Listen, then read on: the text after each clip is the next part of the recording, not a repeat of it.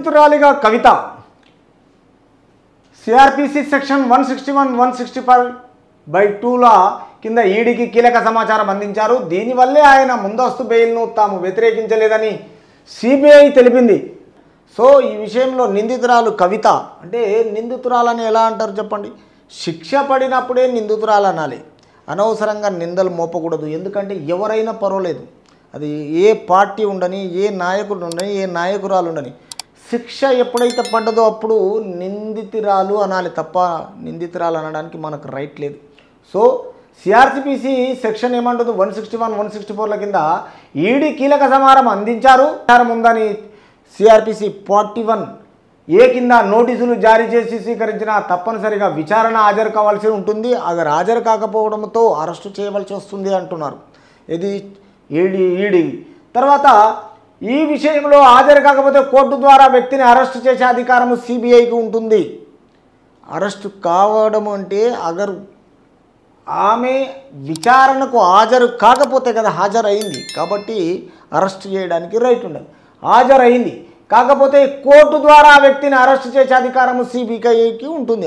అదేది ఆమె హాజరు కాకపోతే.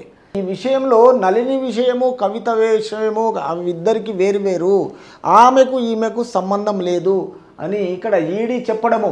తర్వాత సుప్రీంకోర్టు న్యాయమూర్తి గిన జస్టిస్ బేలా త్రివేది గిన క్లియర్గా అంటున్న 28వ తేదీకి వాయిదా వేశారు. ఫిబ్రవరి 28కి ఈ నెల 26న హాజరు కావడంతో పాటు తర్వాత రోజుల్లో ఈడీ ముందు కూడా ఆమె హాజరు కావాల్సి రావచ్చని న్యాయ నిపుణులు భావిస్తున్నారు.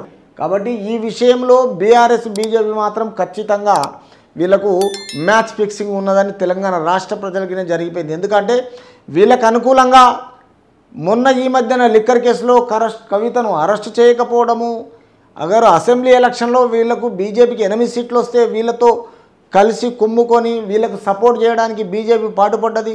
అయినా ఈ విషయంలో అమిత్ షా, మోడీ ఎప్పుడైనా ఎక్కడ మాటలు అక్కడ కప్పిపుచ్చుకొని ఈరోజు హైదరాబాద్ రాగానే మోడీకి ఈయన కేసీఆర్ సహకరించకపోవడము, తర్వాత కలవకపోవడము, కానీ ఎవరి మాటలు వాళ్ళకే ప్రజలను మోసం చేసేలా ఉన్నాయి ఈ రాష్ట్ర ప్రజలకు. ఈ విధంగా ఈ రెండు Bharatiya Janata party, BRS party మోసం చేస్తున్నాయి తెలంగాణ రాష్ట్ర ప్రజలను. చూడండి ఎంత మసిబుసి మారడిగాయ చేస్తున్నారు. ఈరోజు కవిత లిక్కర్ విషయమైనా, తర్వాత బీఆర్ఎస్ అవినీతి అయినా, మేడిగడ్డ బ్యారేజ్ అయినా, స్టూడెంట్ నోటిఫికేషన్స్ అయినా, ఇన్ని అరాక్రమ పనులు దుర్మార్గంగా బీఆర్ఎస్ చేసి ఈరోజు చేతులు లేవట్టేసింది, మొత్తం ఖజానా ఖాళీ చేసి.